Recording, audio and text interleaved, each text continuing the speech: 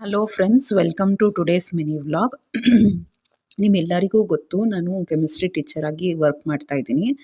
ಈಗ exam time ಆಗಿರೋದ್ರಿಂದ board exams parents ಎಲ್ಲರೂ ಸ್ಟಡಿ ಟಿಪ್ಸ್ ಕೊಡಿ ಸ್ಟೂಡೆಂಟ್ಸ್ಗೆ ಅಂತ ಕೇಳ್ತಾ ಇದ್ರು. ಸೊ ಅದಕ್ಕೇ ಒಂದು ಮಿನಿ ವ್ಲಾಗ್ ಥರ ತರ್ತಾ ಇದ್ದೀನಿ.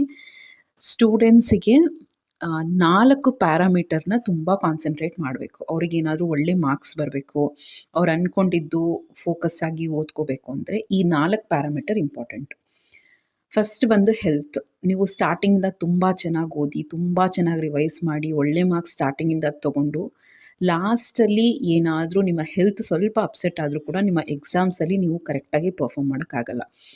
ಅದಕ್ಕೆ ಪೇರೆಂಟ್ಸ್ ಏನು ಹೇಳ್ತಾರೋ, ಅವ್ರು ಹೆಲ್ದಿಯಾಗಿ ಏನು ಕೊಡ್ತಾರೋ ಅದನ್ನು ತಿಂದ್ಕೊಂಡು ಹೈಡ್ರೇಟೆಡ್ ಆಗಿ ಇದ್ಕೊಂಡು ಸ್ಟಡೀಸ್ನ ಮಾಡೋದು ಇಂಪಾರ್ಟೆಂಟ್ ಆಗುತ್ತೆ. ಹೈಡ್ರೇಷನ್ ತುಂಬ ಇಂಪಾರ್ಟೆಂಟ್ ಆಗುತ್ತೆ. ನೀವು ಓದ್ತಾ ಇರಬೇಕಾದ್ರೆ every half an hour, every 1 hour ನೀವು ನೀರು ಕುಡಿಲೇಬೇಕು. ನೀರು ಕರೆಕ್ಟಾಗಿ ಬ್ರೈನ್ಗೆ ಸಪ್ಲೈ ಆದರೆ ಒಳ್ಳೆ ಚೆನ್ನಾಗಿ ಓಡುತ್ತೆ brain.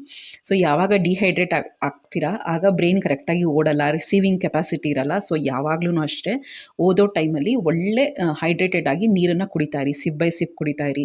Detox drink, green tea, black coffee ಆ ಥರ ಕುಡಿತಾ ಇರಿ.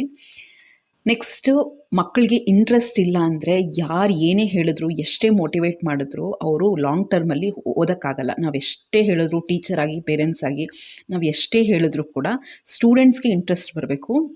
ನಾನು ಓದಬೇಕು, ಸಬ್ಜೆಕ್ಟ್ ಮೇಲೆ ಅವರೇ ಇಂಟ್ರೆಸ್ಟ್ ಕ್ರಿಯೇಟ್ ಮಾಡಬೇಕು.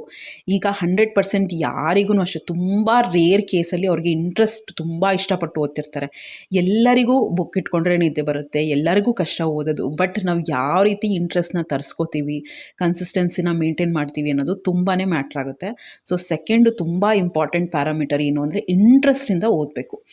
ಥರ್ಡ್ ಏನು ಅಂದರೆ ಕನ್ಸಿಸ್ಟೆನ್ಸಿ. ಏನು ಕನ್ಸಿಸ್ಟೆನ್ಸಿ ಅಂದರೆ ನಾನು ನೋಡಿದ್ದೀನಿ ನನ್ನ ಸ್ಟೂಡೆಂಟ್ಸಲ್ಲಿ, ಸುಮಾರು ಜನದಲ್ಲೂ ಅಷ್ಟೇ, ಈವನ್ ನಮ್ಮ ಮಕ್ಕಳಲ್ಲೂ ಅಷ್ಟೇ. ಎಷ್ಟಾಗುತ್ತೆ ಅಂದರೆ ಒಂದು 2-3 ದಿನ ಕಂಟಿನ್ಯೂಸ್ ಆಗಿ ಓದ್ಬಿಡ್ತಾರೆ, ತುಂಬ ಶಿಸ್ತಿನಿಂದ ಓದ್ತಾರೆ.